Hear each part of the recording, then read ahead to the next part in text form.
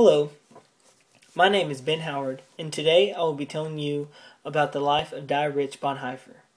Dietrich Bonhoeffer was a man that stood for what he believed in, regardless of the opposition or consequences that were to come because of those beliefs. He was a strong Christian man that stood toe-to-toe against the Nazi regime.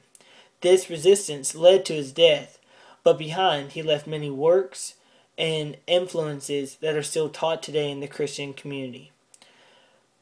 Dietrich started his resistance by writing an essay called "The Church and the Jewish Question."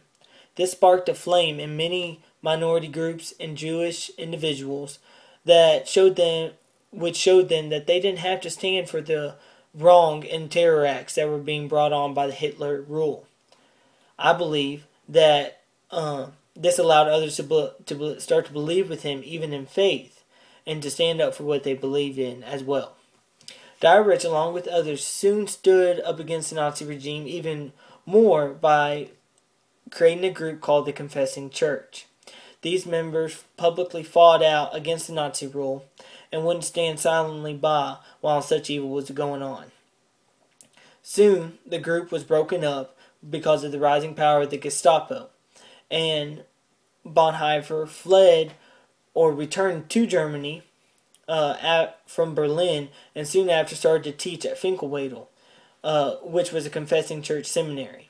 Here, he still taught the good news and to other clergy members, and was able to train others still for the confessing church. This was soon made illegal by the declaration of the Himmler Decree, which declared the training and examination of confessing ministry candidates illegal. Bonhoeffer now began to resist the Nazi regime even stronger. This didn't stop him, but it made him even more determined to stand up for what was going on and to bring an end to the rule of Hitler.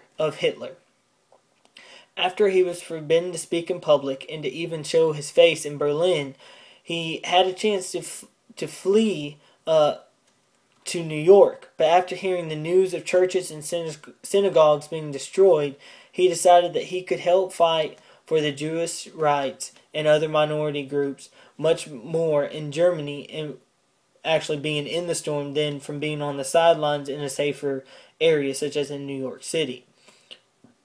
He started to help the non-Aryan prisoners escape the country so they could be free of the terror that the Nazis enforced. Next, Bonhoeffer started to use more of his connections outside of Germany to attack the regime on an even higher level. He earned a position as an agent for Hans von Dogeney's Office of Military Intelligence. He acted as if he was for the Nazi army, but while being in the army, this enabled him to contact other foreign aid while he was in such countries like in Italy. So that he could bring in more resistance from other foreign countries and not just from Germany and Berlin. With as much effort as he put forth to gain other aid from other countries and to resist with the non-minority groups and Jewish groups within Germany and Berlin, he soon was found out by the Gestapo and the Nazi regime and was arrested, along with one other member, Don Nanny, and they arrested them for what they thought was money embezzlement, but soon they found out that this was a much more in-depth organization, and then they charged them with aiding the escape of Jewish prisoners. And like I mentioned, the extent of this organization fully wasn't understood for months after his arrest back in 1944. In October of 1944, the same year, Bonhoeffer was put into Berlin prison by the Gestapo, and then moved to a concentration camp later that year called the Buchenwald concentration camp.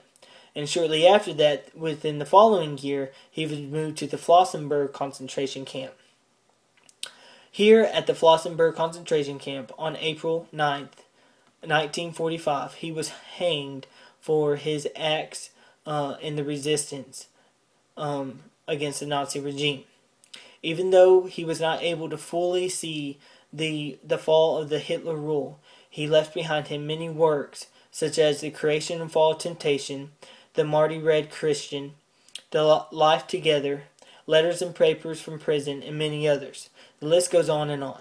But because of these writings and the influence that he had in the Jewish community, he was able to influence a greater resistance that I believe led to the fall of the Nazis and the Gestapo. In closing, Dietrich Bonhoeffer was a spiritual man that believed wholeheartedly in Christian ideals.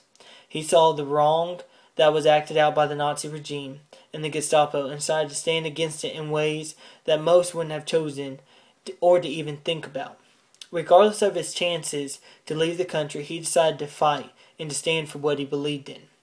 This was major and very important in the resistance, and because of his determination and his strong will, he aided in the removal and the defeat of the Nazis, even though he died before he could really witness this happen. Through his strong faith and relentless attitude to fight against the forces of evil, Dietrich was in most viewpoints one of the largest influences in the Christian and Jewish community, and his works are still taught today as a reminder of just how powerful his presence in that time of need was. Thank you, and good night.